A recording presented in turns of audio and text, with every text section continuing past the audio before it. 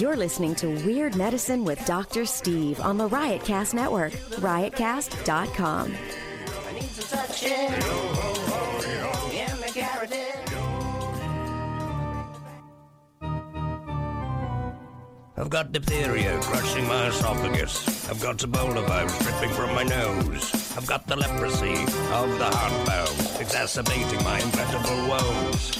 I want to take my brain out and blast it with the wave, an ultrasonic, echographic, and a pulsating shave. I want a magic pill for all my ailments, the health equivalent to Citizen Kane. And if I don't get it now in the tablet, I think I'm doomed and I'll have to go insane. I want a requiem for my disease, so I'm paging Dr. Steve. Dr. Steve.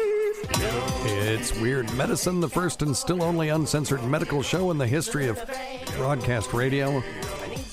Now a podcast. I'm Dr. Steve. My little pal Dr. Scott, the traditional Chinese medical practitioner who keeps the alternative medicine wackos at bay. Hello, Dr. Scott. Hey, Dr. Steve. This is a show for people who would never listen to a medical show on the radio or the internet. If you got a question you're embarrassed to take to your regular medical provider, if you can't find an answer anywhere else, give us a call at 347-766-4323. That's 347. Visit our website at drsteve.com for podcast, medical news, and stuff you can buy. Go to our merchandise store, cafepress.com/weirdmedicine. If you want to email us, you can just go to drsteve.com and click contact. Follow Dr. Scott at drscottwm on Twitter, or follow me at Weird Medicine on Twitter. Most importantly, we are not your medical providers. Take everything you hear with a grain of salt. Don't act on anything you hear on this show without talking it over with your doctor, nurse practitioner, physician assistant, pharmacist, chiropractor, acupuncturist, yoga master, physical therapist, clinical laboratory scientist, registered dietitian, or whatever. All right, very good. You know, it's after the holidays. It's our first show of the new year, Dr. Scott. Whoop-de-freaking do. Another artificial milestone. Go to stuff.drsteve.com and buy anything you damn well want. How about that? You can get anything you want there. Stuff.drsteve.com. Just click through to Amazon and just have a big old time. Or you can scroll down and you can find all the stuff that we talk about on the show. Also, tweakedaudio.com. They're the only earbuds that last for my kids. Everything else they break, those last forever. Tweakedaudio.com. Use offer code FLUID and get 33% off your earbuds or your complete order. And they have the best customer service anywhere. That's Tweaked, TWEAKED, audio.com. Offer code FLUID. And if you want to get to your ideal body weight, which, by the way, after the holiday, I'm going to have to get back on that. But the great thing about it is, I know I can do it. There's no anxiety about it at this point because I've been a member of Noom for over a year now, and it really does make things actually pretty easy to get to your ideal body weight. It's not a diet. It's a psychology program. Get 20% off and 2 free weeks by going to Noom, NOOM.drsteve.com. Come on, you know you blew it over the holidays. Yes. It's time to do it. Yes. And freshly.drsteve.com delivers fresh prepared meals that make eating right super easy. You can use my link to get 6 dinners for $39 for 2 weeks. That's $20 off each week. If you like it, keep doing it. If you don't like it, just cancel. Give it a try and let me know what you think. It's freshly.drsteve.com. Now, look, they're never frozen, but they come refrigerated in a biodegradable box, and it's all pre-made. Now, it looks like it's lean cuisines, except it's twice the amount of food as lean cuisine, and it's better. Okay. But it is microwave, so it has that microwave character. If you don't like that character in your food, I get it, but I am just lazy. And this is 3 nights a week I don't have to cook because, as you know, Dr. Scott, I do 100% of the cooking in my house. Now, over the holidays, I kicked some damn ass, let me tell you this. First off, I cooked my turkey in a pressure cooker. Okay. It was a turkey breast. I couldn't fit a whole turkey in, but it was perfect. Took 30 minutes. Wow. From thawed. That's a great 30 minutes. Yeah, that's crazy. And it was perfect. Yep. Juicy. I ran it under the broiler just to crisp up the skin on the outside, which you shouldn't be eating anyway, but still it's just physical appearance. It looks, it looks better. Yeah. And that took another 3 minutes. Really nothing to it. So that was great. But and all the, the sides and all that stuff. But when I got back, I got inspired. And I know you don't eat meat, but I made a braised short rib recipe. And I made homemade ricotta gnocchi. Oh, wow. And it was so great. I hate that I wasted it on stupid P.A. John. You let him come over? Yes, of course. But he came over and he was like, "This is the best meal I've ever had." Oh, the flavors, and he was going wacky about the mix of flavors in his mouth because I made a bunch of other stuff to go with it How too. funny! But this recipe was inspired. I combined a couple of recipes and adjusted some recipes. Because we ate at a place in Sullivan's Island, South Carolina, called the Obstinate Daughter, and they have the best ever. They have yes, we'll give them man, they're applause. great. Oh, now, if you are in the Charleston area, make a special trip to get to the Obstinate Daughter. It is fantastic. Yep. And you need reservations about a month in advance. A month? Yeah. Come on. A month is particularly in season. It needs to be at least 3 to 6 months in advance. Yeah, you're probably, yeah. But you can call them, or they're not on Open Table, but I found that they are on Resy. It's a different reservation app, RESY. Okay. And you can get on there and tell them Dr. Steve sent you. Right on. They don't know who the fuck I am. No, but tell them it'll go, "Who's this Dr. Steve guy?" But they're very inventive bunch of young chefs, and they made this ricotta gnocchi with braised short ribs. But I went one step further. You got the whole bone-in rib. They did, they take it off and mix it up in the gnocchi. After I made the gnocchi and boiled it, and it rose to the top, and I drained it. Don't ever rinse it, by the way. I put it back in the pan with the a little bit of the short rib juice, sure, and some shreds of meat, and agitated it around. And I put that just to the side of these big giant ribs where the meat was just basically falling off the bone. It's so effing good, dude. Cool. And I hate black-eyed peas, but my wife wanted them for good luck. Yeah. Well, you can't eat this, but I made an awesome black-eyed pea recipe, but it had bacon and ham and stuff in it and some Cajun seasoning. And that was the first time I've had black-eyed peas where I could eat them, because to me they taste like dirt. I don't like them. But this was awesome, but I could maybe try to modify it for for your pescatarian. I could use stretch it just a little bit. Fish bacon or something, but a little bit. And then I made an awesome collard greens and sounds good. Some other shit like that. So anyway, then the next night I made cheese grits. And so there's another restaurant, and you can't get reservations. It's called Page's Okra Grill. Page's Okra Grill is in Mount Pleasant, South Carolina. It's just before you get to the big bridge to go over to Charleston from the Ravenel Bridge. Okay. Big giant bridge. Gotcha. You can't get reservations. It is worth the wait. If you get there early enough, they open at 5. If you get there at like 4:30, 4:15, you just sit around and wait. Sometimes during the season, they'll have a bartender out there. You can get drinks. And then when they open up, then you can get right in. Or you can go late, 8:30, something like that. Yeah. But they have a shrimp and grits. And what they do is they take cheese grits, and you cook them, you put them in the refrigerator. And then in the morning, you cut them into triangles, and then you deep fry them. Wow. So they're crispy on the outside, but, still grits on the inside. Okay. And then you put that on the plate, and then put your shrimp and grit, roux or whatever, the sauce with the shrimp and the andouille sausage and the spices and all that stuff around that. And it is fantastic. So I made that the next night. Page's Okra. Yeah, Page's Okra Grill. Gotcha. All right. And then if you're down there and you want to go fishing, check out Avid Angling. Avid Angling is Captain Mike. I've been trying to get him on this show for years. He's basically a part of our family at this point. And, he's known the kids since they were 4 years old. They're 16 now, so we've been going out with him for about 12 years. And, we know his wife. We've met his baby. Just had a baby. We used to hear about all his girlfriends before he hooked up with this one. So anyway, pretty cool. That's awesome. Don't forget to check out Dr. Scott's website at simplyherbals.net. You got anything over there these days, Dr. Scott? Nothing new. Nothing new. Yeah. But you've got the nasal spray Sinus back in stock. coming back in stock, yeah.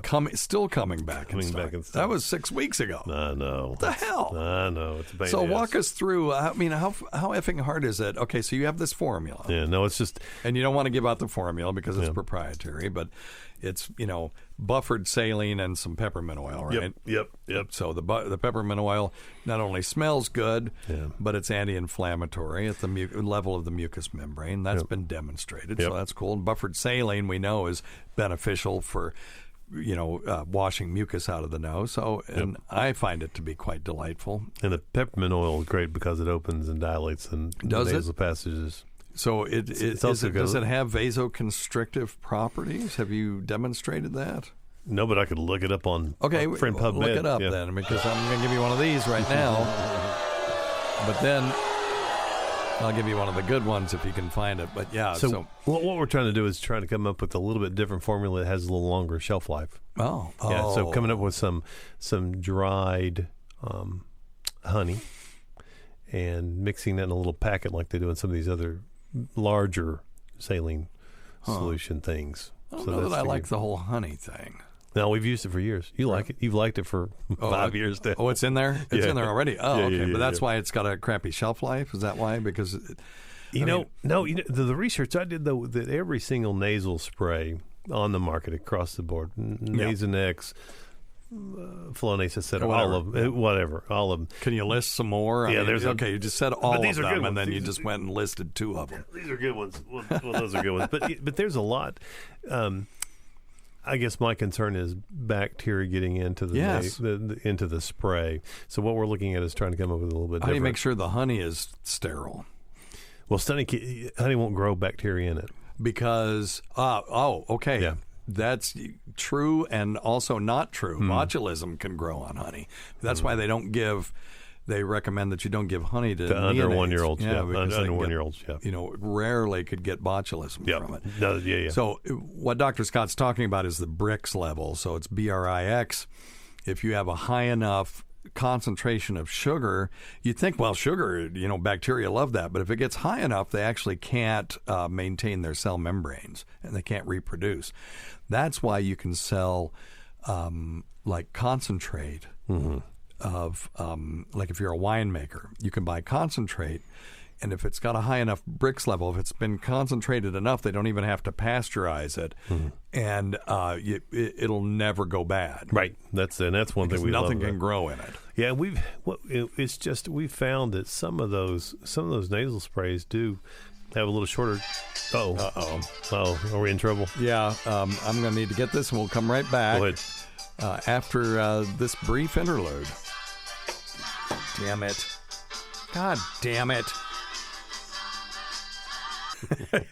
It's terrible. Anyway, all right. I felt something. No interlude. I just, instead of playing music, I just came straight back because we're very unprofessional. I did find something interesting about peppermint oil. Yeah. Per the question was, is it vasoconstrictor? So, yes and no.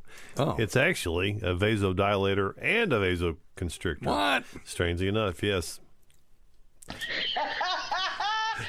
They say. So there are different receptors, and there are things that could be, if it's hitting the alpha receptors, it could, constrict, and if it's hitting the beta receptor, it could dilate, and something that do both could really do both. But you would think, it's going to be context dependent, because if you have something that's both a constrictor and a dilator hitting the same receptors in the same area, well, it'll have a zero net effect. So tell me what the answer is. Well, according to this website, it says peppermint oil actually has the ability what to... website? Come on. This website, the ability to constrict blood vessels. Then that would make it a vasoconstrictor, so why are you saying it's both? Well, it says it's a vasodilator. When it's applied in certain instances, it's a vasoconstrictor. Like which ones? Well, it says if you apply it to the skin, it's actually a vasodilator. Well, it says it's a vasoconstrictor. What? Yeah, it's because it hits those because it's got to be stimulating those alpha receptors in the skin, you would think. Okay. I couldn't find anything on PubMed yet. I just found this other place that looked interesting. Okay. It says, hey, 3 uses for peppermint oil for men. That's got to help us. Oh, right? this is from newmanrevolution.com. Exactly. It's got to work. Give us a... This has got to be perfect. Okay, here we go. Effects of peppermint on exercise performance. This might get us somewhere where we want to be. This is from the Journal of the International Society of Sports Nutrition. It says the results of the experiment support the effectiveness of peppermint essential oil on the exercise performance gas analysis, spirometry parameters, blood pressure, and respiratory rate in young male students. Relaxation of bronchial smooth muscles. So that would be, a dilator. That would be a dilator, a smooth muscle relaxer. Which, what's another one? Albuterol. When you inhale that, when you have asthma, that's what's doing is it is relaxing, bronchial muscle, opening up the bronchial airways. Right. So let me see. Increase in the ventilation and brain oxygen concentration, decreases in blood lactate level are most plausible explanations. Okay, so they had 12 healthy male students every day consuming one 500 ml bottle of mineral water containing 0.05 ml of peppermint essential oil for 10 days. So they took this in orally. That's very interesting, isn't it? And it's got to be super duper small doses. And then they tested them. Strong. Yeah. They tested forced vital capacity, peak expiratory flow rate. So these are spirometry things where you breathe into that tube, and it measures airflow in and out of your lungs. And peak inspiratory flow were determined 1 day before and after supplementation. And then, they saw significant improvements after 10 days. That's interesting. Now, how much, Dr. Steve, again? Because I'm going to take that. I know, no shit. Because the way I've had this... Well, it doesn't say what the concentration of the essential oil was, but it was 0.05 ml. So that's 5/100ths of a milliliter. So it ain't much. It's 50, microliters. About a drop per... Yeah, maybe. 8 ounces or something like that, or even less than that. It'd be hard to measure that. You'd have to get a really small pipette to do that. Yeah. So 5/100ths of an ml. Into what was... Now, you could do it another water? way by concentrating it. So one way that you could do this is you could take, if you had 1 ml of peppermint oil, then you could calculate how much it would be to get this concentration. Right. Which is... what did they say? 500 ml to 0.05 ml. So that would be 0.05 500 divided by 0.05. Yeah, you could figure that out pretty easy. But that's the ratio you want. Okay. 500 mLs of water to 0.05 mLs of peppermint essential oil to reproduce this experiment. Not recommending anybody do that. But I'll try it first. Yeah, you can. And that way we'll talk about it next week. So that doesn't answer our question about whether it's a vasoconstrictor at the mucous membrane, but at least that's in a peer-reviewed journal, not Men's Health. newmanrevolution.com, which I'm sure they're fine. And they're probably fine. Now, here we go. A near-fatal case of high-dose peppermint oil ingestion, lessons learned. Near-fatal case due to ingestion of toxic dose of oral peppermint oil is being reported. The patient came in a comatose state and was in shock. She was managed with mechanical ventilation and inotropes. Don't worry about what that is. It's stuff to make her heart beat better. Her vital parameters reached normal within 8 hours, became conscious by 24 hours. The side effects of peppermint oil are considered to be mild, but this case report warns that ingestion of toxic doses. So what's a toxic dose of peppermint oil? Let's see. This makes me... we need to probably get that. Let's see if Echo knows. Echo, what's the toxic dose of peppermint oil? See if she knows anything. Here's something I found from the article Peppermint on Wikipedia. High oral doses of peppermint oil can cause mucosal irritation and mimic heartburn. I'll guarantee it. I'd say that's true, but this is way worse than that. Yes. Okay, here we go. Lethal dose of peppermint oil has been documented in experimental studies. It has a 24-hour oral LD50. So what that means is lethal dose in 50% of people. So that's sort of the cutoff of 4,441 milligram per kilogram in rats. The 48-hour LD50 was 24. So the precise amount of peppermint oil ingested cannot be ascertained. The case described here, she was just drinking it. Ugh, so 4,441 milligram per kilogram. So let's say a 70-kilogram man That's going to be a lot of damn peppermint oil. That's a lot of peppermint That's oil. going to be 4 times 70 grams. So what's that? 280 grams. I don't know how in the world you Well, that can... might not be that much. 280 grams. Let's say... A drop of that shit's too much. Let's... You know? Yeah. Holy moly. Let's say it was the same density of water, which we know it's not. Right. It's going to be less than water. I'm assuming peppermint oil floats. Yes. Okay, so it's less dense than water, but let's do let's find out how much that is. So what did I say? 280 grams. Mm-hmm. Alexa, how much water is 280 grams? It's gonna be 280 milliliters, but You used your wrong name. oh, that's right. Yeah. Echo. Shit. I forgot the question, too. I think our senility You is have kicking 20 in. questions enabled. Do you want to open it? No, thank No. you. No, thank you. Okay, so 280 grams of water in cups is what? Okay, let's try this. Alexa, God damn it. Echo, how many cups are in 280 grams of water?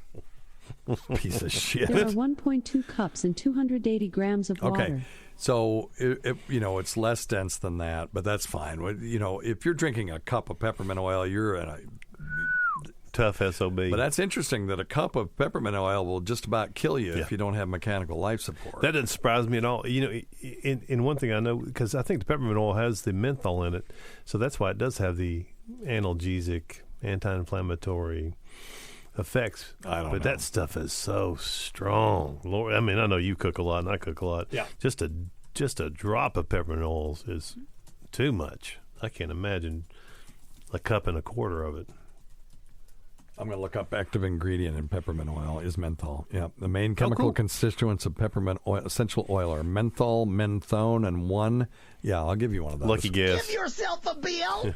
And 1,8-cineol, methyl acetate, and isovaleriate, pinene, limonene, and other constituents.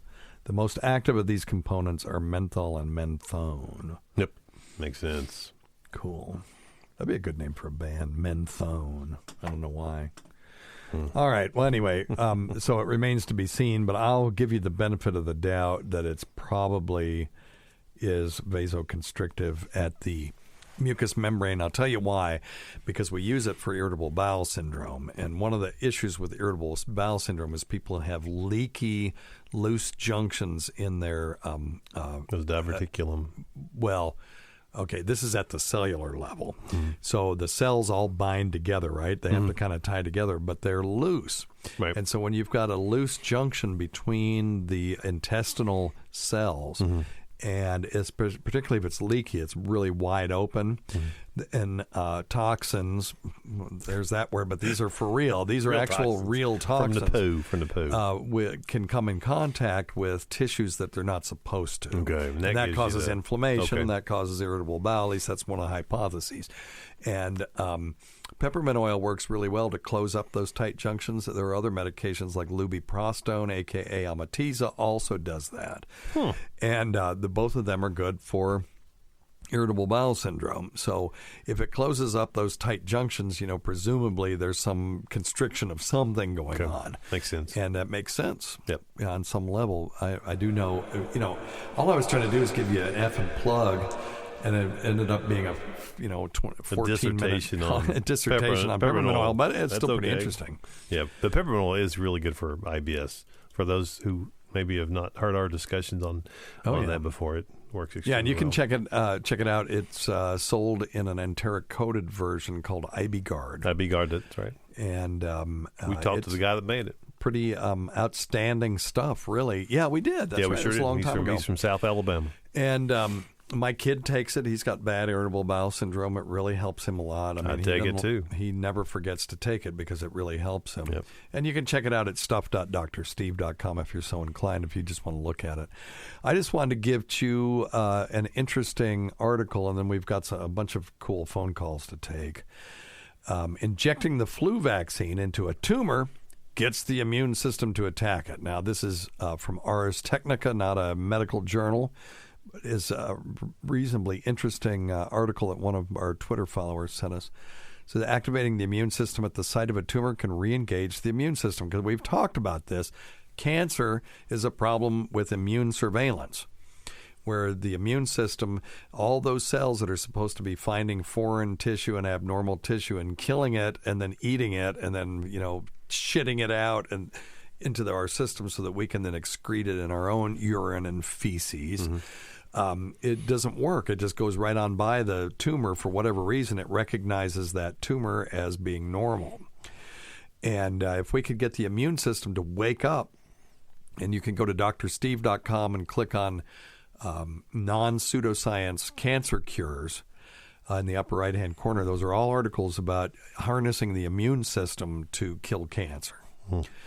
And let's just take a look at this article. A number of years back, there was a great deal of excitement about using viruses to target cancer. We know that one for multiple myeloma, where they used, and it's called viral oncolytic therapy. They used measles vaccine. Okay. Gave the patients 6 million doses of measles vaccine. The measles virus, which is a live virus, live attenuated virus, goes to the multiple myeloma cells. And then what does the body do to cells that are infected with measles? Kills them. Kills them, right. And for whatever reason, measles loves multiple myeloma cells. So they even tagged these things. They genetically altered this virus to take up, to express a receptor on the surface of the cell that would take up radioactive iodine. Then they injected them with radioactive iodine. It didn't kill the cells or anything. It just marked them so then they could put them in a scanner and see where those viruses went to, and they all went to the multiple myeloma tumors. Wow. And then the body goes in and just kills those cells. And next thing you know, you don't have any multiple myeloma. So that's something that's coming. So that's what they're talking about. A number of viruses explode the cells they've infected in order to spread to new ones. Engineering those viruses so they could only grow in cancer cells would seem to provide a way of selectively killing these cells. And some preliminary tests were promising, showing massive tumors nearly disappearing. The results were inconsistent. There were complications. The immune system would respond to the virus, limiting our ability to use it more than once, which is true. Once you make antibodies to that virus, when you inject it again, the body just uses those antibodies and neutralizes it. Some of the tumor killing seemed to be the result of the immune system rather than the virus. Yeah, well, that's right. Now, they focused on the immune response, inducing it at the site of the tumor, and they do so by a remarkably simple method by injecting the tumor with flu vaccine. As a bonus, the mice were tested on were successfully immunized too. So, yeah, you have cancer and you're an anti-vaxxer. Oh, well, we're going to cure you anyway, and you're going to get your flu vaccine. And not catch the flu. That's right, and not die from the flu. So let's see here. They moved to mice using melanoma cells that can form tumors when transplanted into the lungs of mice. These model systems often respond to treatments that don't end up working in humans, so the results have to be treated with appropriate caution. The use of come on, it's you don't have to pad these articles out so much. Just tell us what the hell.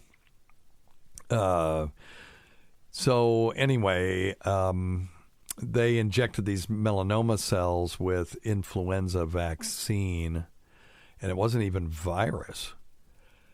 And anyway, okay.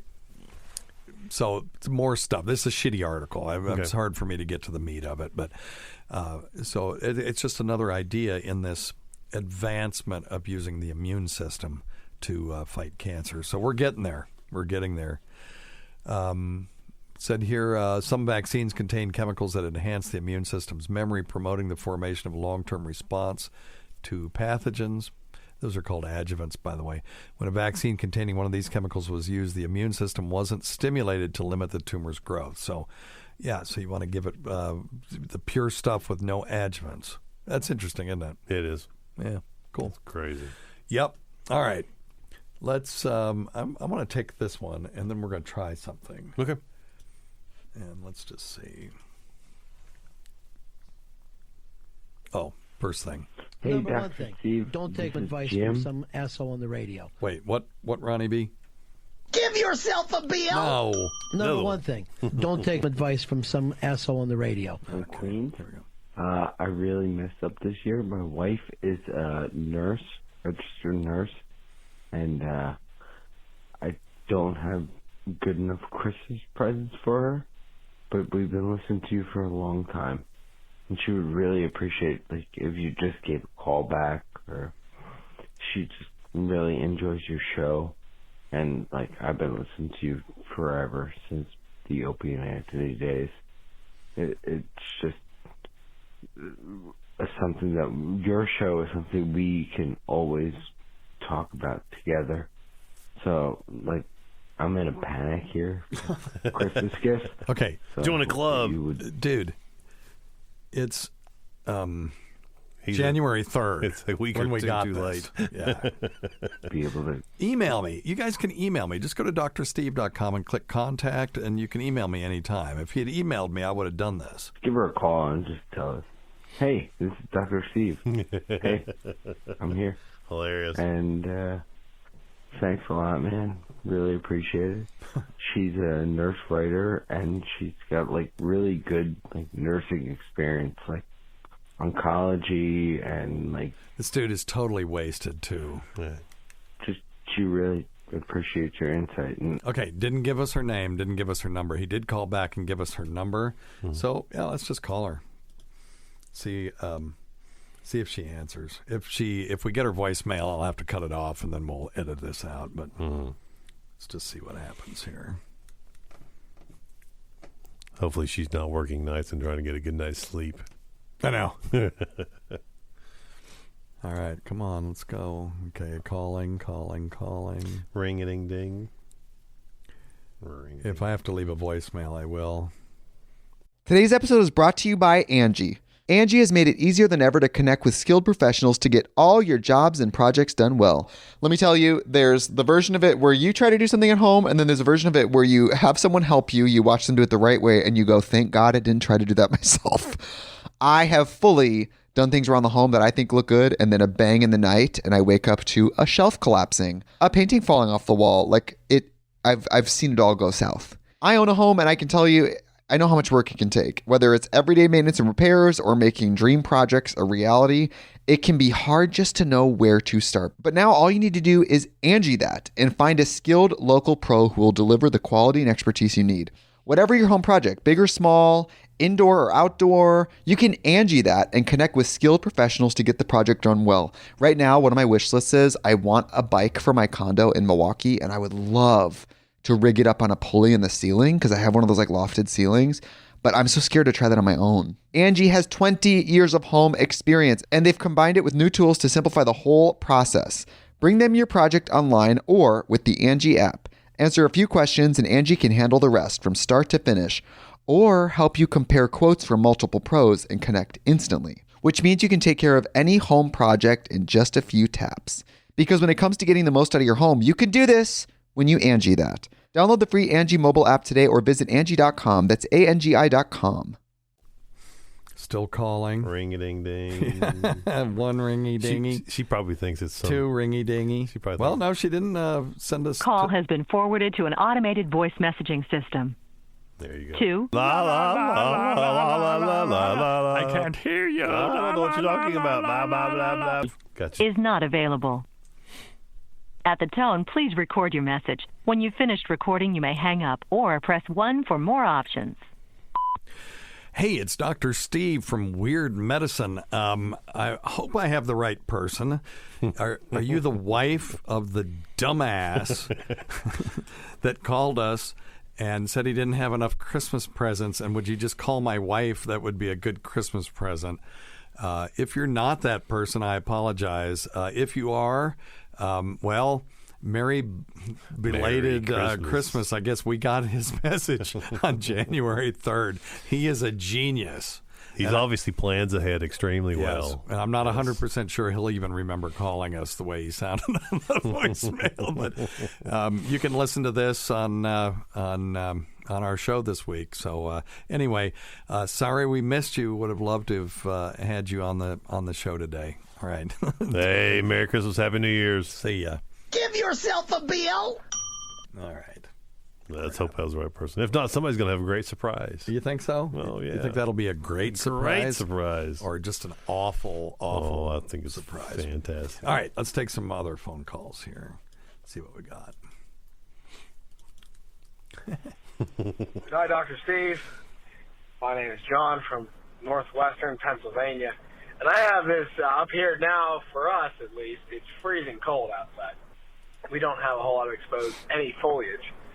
I was actually in the woods a week ago, and I was moving a trail camera for deer, and I realized a couple days later that I may have poison ivy. I heard you talking about it. Ugh. And the poison ivy I have, and I don't know that it's poison ivy, I should clarify that, is in my, around my belly button, for lack of a better term, area.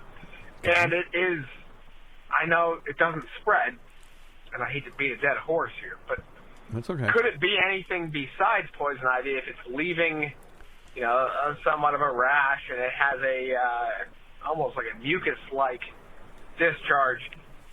It's getting on clothes, etc., etc.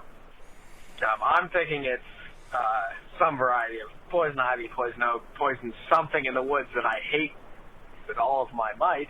Yeah.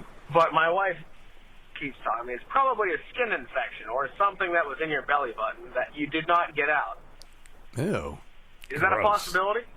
I look forward to hearing from you. Anything's I'd possible. have to see it, but I mean, he says mucus. Now, when you have a contact dermatitis and you have a type 4 delayed type hypersensitivity reaction, that's what poison ivy is. Right.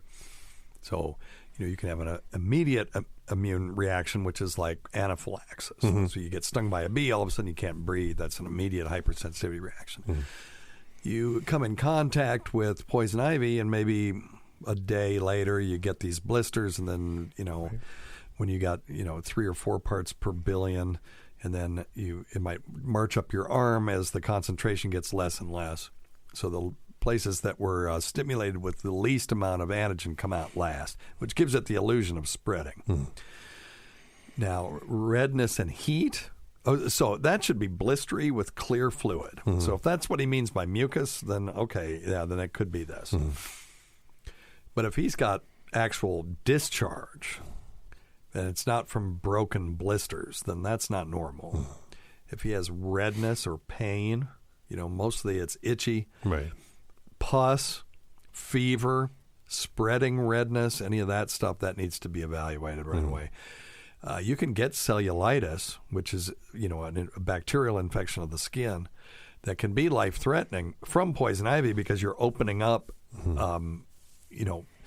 areas of the skin that bacteria could get in and then, invade. Right. So you got to be careful about that. So anytime you see that, if it isn't just itchy, blistery stuff, then you should get that checked. Agreed. Yeah, I've had the poison ivy so bad. I had poison ivy on top of poison ivy. I had blisters and pus and everything. It's horrible. Oh, you can get a super infection. Sure, that's a great bacterial culture medium. Oh my goodness, it was terrible. Terrible. But the only other thing I was thinking is maybe a bad case of shingles, even depending on. Yep. Okay. But I'm like Dr. Steve. If it's not just itchy. Well, he says it's at the belly button. That's a weird place to get shingles because shingles usually comes from the spinal column. Right. And follows. There are these little ganglia on the way to the spinal column, and the ganglia are just collection of nerves. And that's where this stupid virus, once you had chickenpox, it retreats to one of those and it just sits there. Yep.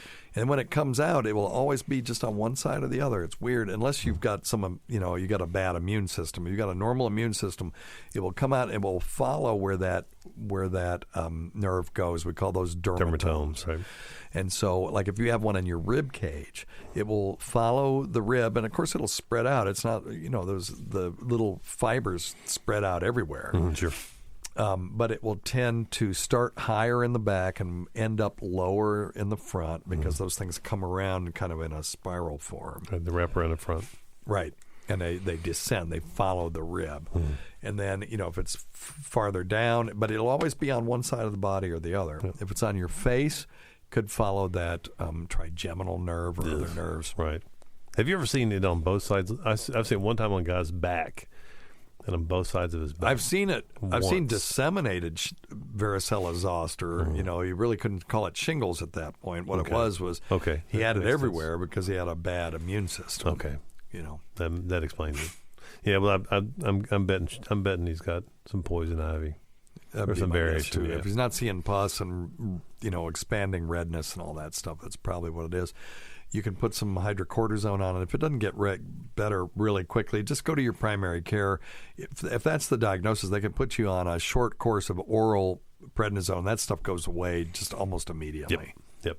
Prednisone being a oral corticosteroid or just a steroid, not a Schwarzenegger steroid, but a corticosteroid. Not anabolic. That's right. All right.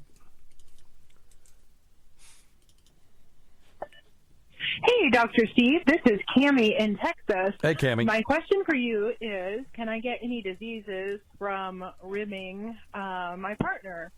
And, of course, I'm asking for a friend. Of course. Thanks so much. Love the show. Bye. Thank you. Yes, of course. So rimming, what she's talking about is getting down and licking around her partner's asshole, which which that is the medical term for it, by the way, is asshole. It's when you're licking one. And I don't know. God, are you okay? Yeah, I'm good. Sorry about that. This is one of those things where you do whatever you want to do. I don't understand it. No. I don't want anybody's tongue anywhere near where the poo comes out, and I don't want my tongue anywhere near where the poo comes out. I've told you my story about the time when I was performing cunnilingus on my partner, and she got up and said, "Hey, I got to go run to the bathroom real quick." And I figured she just had to go Motion pee. detected at the front door. Okay, thank you. And someone is at the front door. Okay, thank you. I just thought she had to go pee, and then she comes back and lays down and says, "You may proceed," and I get back down there, and then I get this waft of fresh turd smell. And it was like, I cannot believe sweet mother that you let me do that. Oh, my God. But, some people don't have that taboo. Yeah. This is horrendous to me. That should be an automatic. At least give them the option. There is Say, a look, reason why you can't lick your own ass, and you know why? It's because it's gross, and there's a reason why your ass is as far away from your mouth as you can make it, and still have a functional GI tract. Right. Yep. It's literally as far away as you can get it, and still be in the body, in the torso, right? Because it'd be dumb if it was like in the heel or your ankle or something. That'd be stupid. Pop a hole in your ankle. Yeah, but can she just catch shitting out of the bottom of your foot? Yeah, can she catch a disease from that? So, well, let's talk about it. Okay, there are diseases that are contracted by the fecal oral route. And that's a particular route of transmission of disease where pathogens in feces pass from one person's ass to the mouth of the other person. So when you are, sucking on someone's rectum, that's the classic transmission. But now, what if he doesn't have any of that stuff?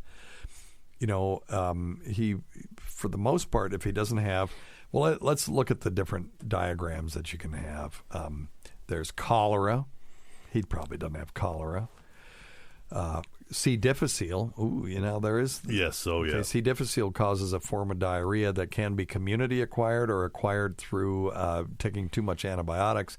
And it can cause a life-threatening diarrhea, but he probably doesn't have that. He wouldn't be having intercourse if he had C. diff. No, and he'd be rushing to the bathroom. Shigella, same way. That's dysentery, bacillary dysentery, salmonella typhi, which causes typhoid fever, Campylobacter, that kind of stuff. Now, the one thing that he could have is an enterotoxigenic version of E. coli. Mm-hmm.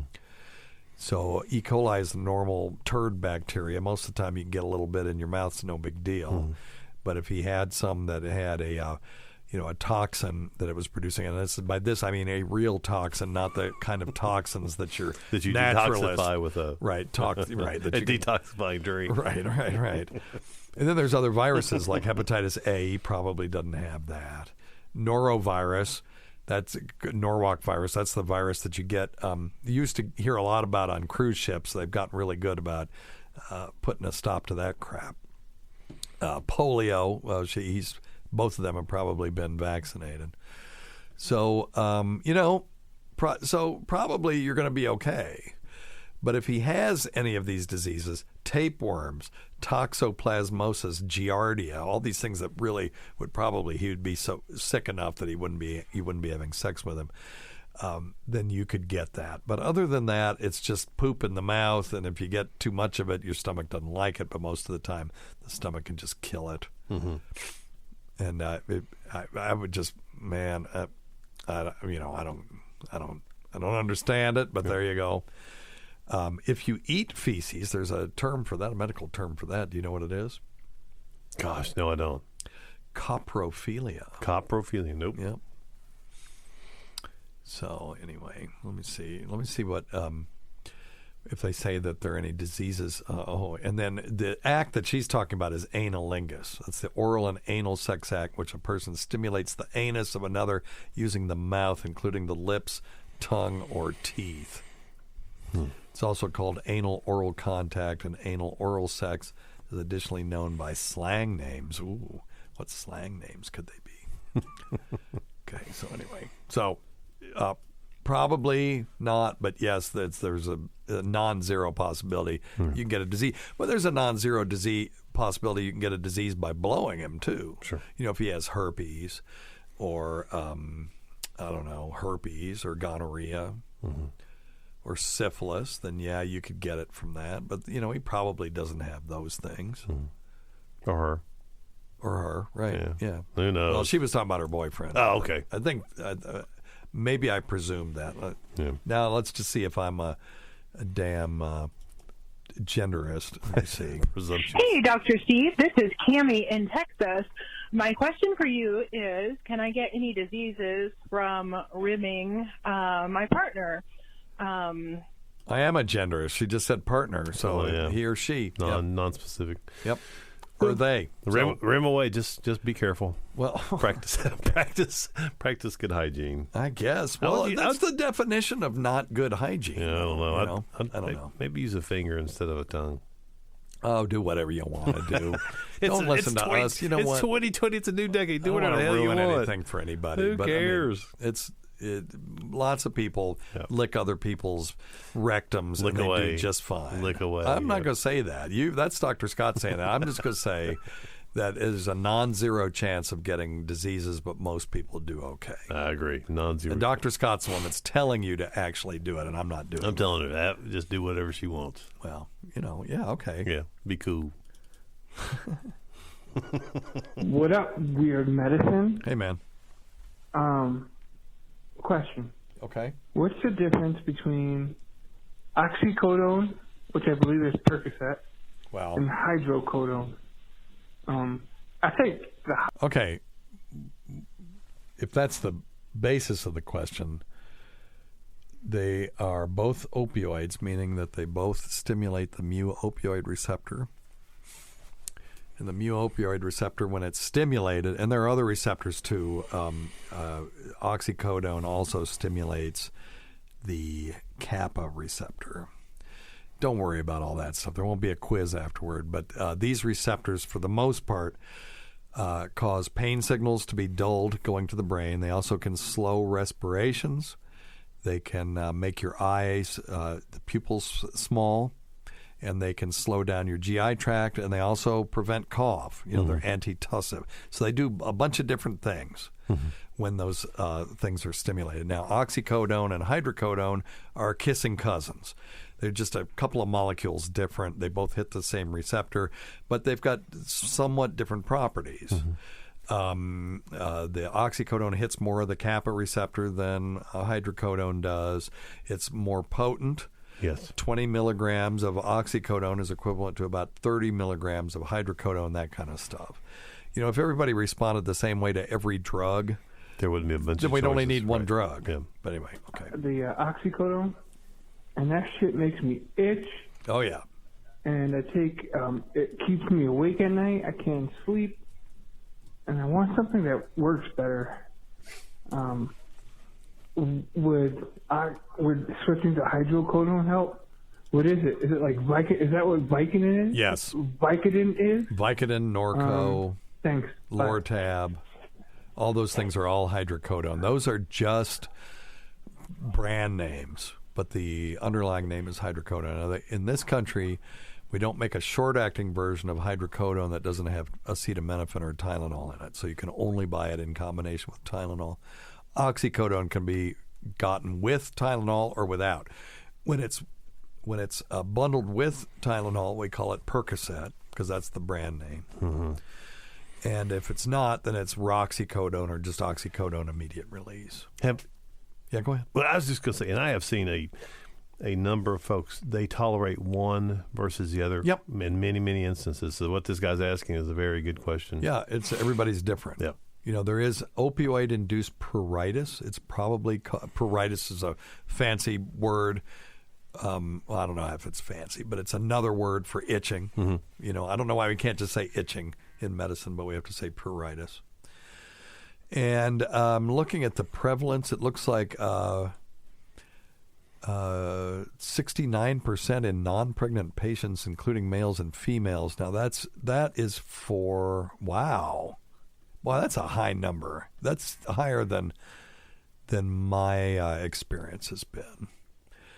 But let me see. The mechanism. Okay, well, the mechanism is the presence of an itch center in the central nervous system. So the reason we itch is it's called formication. And it's probably because back in the caveman days, it let us know that there were bugs on us and to get rid of them. Okay. So, and these things stimulate those same receptors and cause this feeling of itching. It looks like, modulation of serotonergic pathway. I'm looking through pain and pruritus. Yeah, blah. You know, if you have someone that has liver disorder and they're jaundiced and they itch, have you ever seen them? Mm-hmm. That is caused by peripheral stimulation. In other words, stimulation in the skin of mu-opioid receptors, which are the same opioid receptors that morphine and hydrocodone, oxycodone act on. Mm-hmm. And if you have somebody with jaundice that's itching and they're not on opioid pain medications, you can put them on an opioid blocker called naloxone. It's just a pill. It totally goes away. Wow. Totally goes away. If they are on opioids, you could put them on what we call a peripheral mu-opioid antagonist, which just means a drug that blocks the opioid receptor, but not in the central nervous system. Right. It only does it in the skin. But the problem with those is they're crazy expensive. Mm. Naloxone's dirt cheap when you just give it in a pill form. But if you've got to inject somebody or give them a pill of these peripheral opioid receptor antagonists, they're really, really expensive. And mainly because they're new. Someday those... I don't even think I've ever heard of that. Yeah. Well, okay, so the brand names are Relistor. You've heard of Relistor. Mm-hmm. Methyl naltrexone.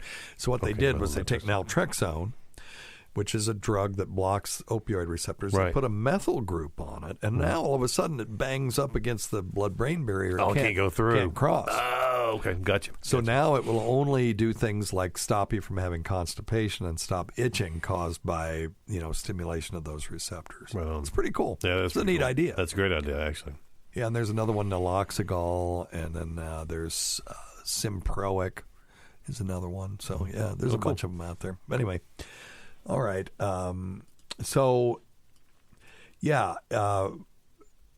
Everybody's different. Sure. Everybody responds to these things differently. If I take hydrocodone, it keeps me up. I've only taken it once, but it kept me up. Mm-hmm. Oxycodone, I'm fine. My wife, if she takes hydrocodone, she pukes. Mm-hmm. And my mother-in-law, if she takes oxycodone, she itches. Yeah. So everybody's different. And if you itch on one, you might not itch on another one. So they can, switch you to the different thing. If your pain is mild to moderate, they could put you on a non-opioid, mu-opioid agonist, which would be, and so that's like a non-narcotic, if that makes any sense. Right. And that would be things like tramadol. Tramadol is one. It's really not derived from opium. That's what opioids are. Mm-hmm. But it still hits those same receptors. It's been reclassified as an opioid just because it's addictive, and it hits the same receptors. They just had to change the definition a little bit. Right.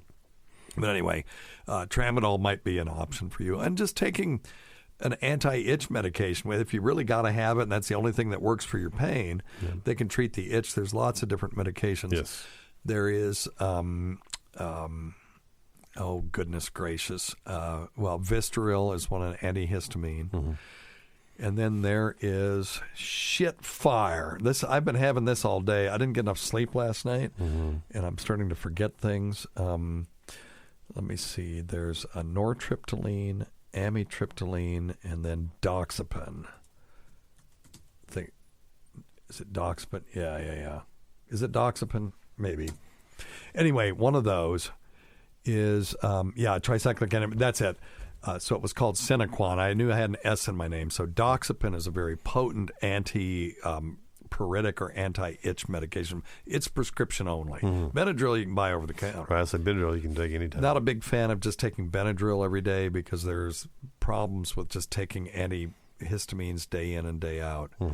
And but anyway, doxepin is one that a lot of physicians aren't aware of that we use all the time with really good success. Yeah. All right. Let's see. Hey, Dr. Steve. I'm a 44-year-old guy from the Northeast. Got some health issues. I'm 5'11" and 300 pounds, definitely overweight, trying to get a hold on that. And multiple sclerosis, diabetes.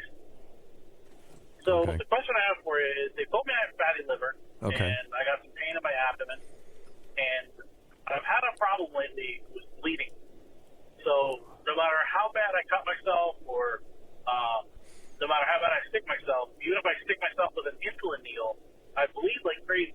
I wear one of those continuous glucose monitors, and I put a new one on my arm today, and I actually bled through it. Through the plastic. Okay, I'm just going to stop him right there. That shit's got to get checked out. So I'm assuming he's got bruising some places as well. He needs a complete blood count, see if his platelet count's okay. If his platelet count's okay, then the other thing they're going to do is a thing called a ProTime. And what they'll look at is, does he have coagulopathy, which means does he have the inability to, coagulate blood properly because of his liver disease? Because the liver participates in the creation of these pathways that lead to blood coagulation. It's a really complex pathway, and there's all these different factors that have to be present to coagulate blood properly. Why on earth the universe, created something so complex, and any defect along the way will mess things up? But they'll check that out, and we need to get that. If that's caused by your liver failing, then we need to get on top of that. So you'll need to see a hepatologist.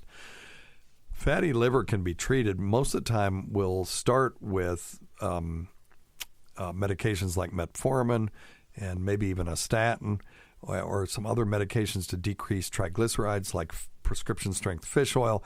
But a low-carb diet will go a long way to get rid of non-alcoholic steatohepatitis, which is what this is, which is fatty liver with, liver damage that's not caused by alcohol. Okay? So go get that checked out right now.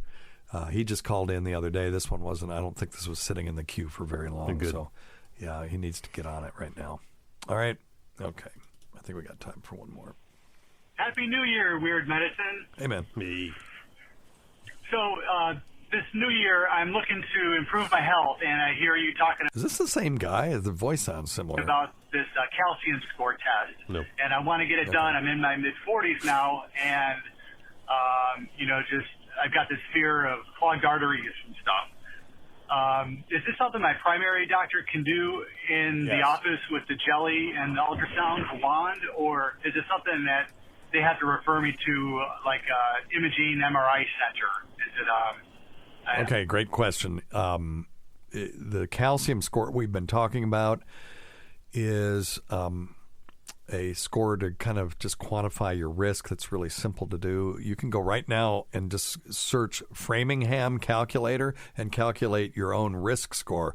And then you can combine that with this, and it gives you a pretty accurate idea of how much lifestyle or medication change you need to incorporate into your life to decrease your risk of heart attack. But calcium score is CAT scan. Sure. So you have to be between 40 and 75 without diabetes. Because if you're between 40 and 75, you have diabetes, you're already at high risk. And with an LDL score of anywhere between 70 and 189, and any risk of cardiovascular disease greater than 7.5. So they'll do a Framingham score for 7.5% over 10 years. So you kind of have to have some risk factors first, but you don't want to have your pretest probability. In other words, you're at high risk already. This is supposed to tell you if you're at risk. So they're looking for borderline people to do this on. Good. And if you meet those criteria, a lot of times you could just walk straight in and just get one. Our hospital, I just walked in and asked for it, and it was $50. So anyway, just talk to your primary care about it. You could call the hospital, see if they do them, and then, whatever. Bula bula. Bula bula. Go have a big old time. All right. Well, thanks always goes to Dr. Scott. We can't forget Rob Sprance, Bob Kelly, Greg Hughes, Anthony Cumia, Jim Norton, Travis Teft,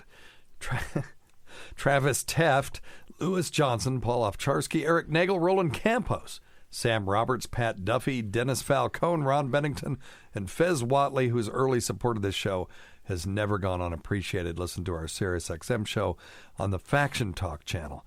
SiriusXM channel 103, Saturdays at 8 p.m. Eastern, Sunday at 5 p.m. Eastern, on demand, and other times at Jim McClure's pleasure. Many thanks go to our listeners whose voicemail and topic ideas make this job very easy. Go to our website at drsteve.com for schedules, podcasts, and other crap. Until next time, check your stupid nuts for lumps, quit smoking, get off your asses, and get some exercise. We'll see you in 1 week for the next edition of Weird Medicine.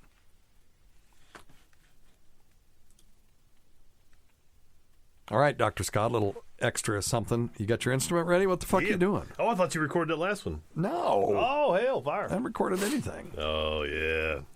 I'm ready. I wish I had. All right. Let's see here. Let's get you a little reverb. Little reverb, yep. Yep. Ooh. Oh, that's me. There you go. Let me see. Let's hear. Give me a test. All of me. And all of me. If you're going to hit that instrument as hard as you did last time, I'm going to back you down just a little bit. Of course, yeah. And I can. You distorted like F. And I turned my volume down on this thing too. Okay. Well, you don't have to turn it down too much. All of me. Well, you just gave it away. Spoiler alert, we're doing all of me.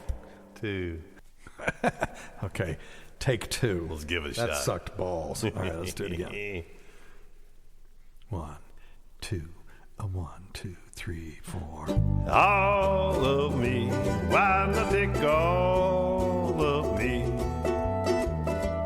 'Cause you know I'm no good without you.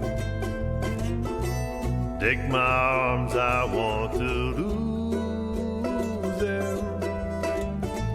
Take my lips, I'll never use them.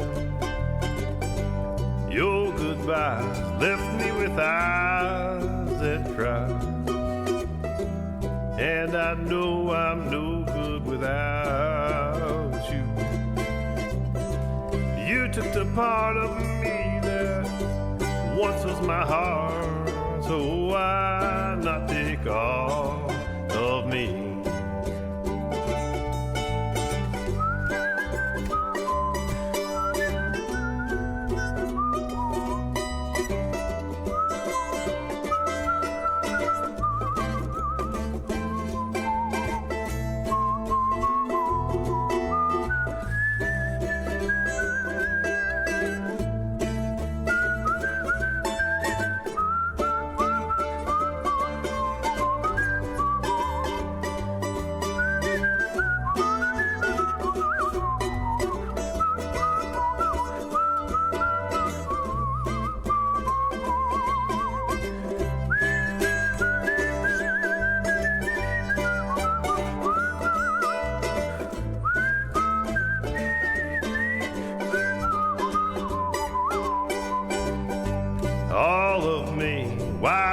all of me. 'Cause you know I'm no good without you. Take my arms, I want to lose them. Take my lips, I'll never use them. Your goodbye left me with eyes that cry. And you know I'm no good without you. You took the part of me that once was my heart. Now why not take all of you? So why not take all of me?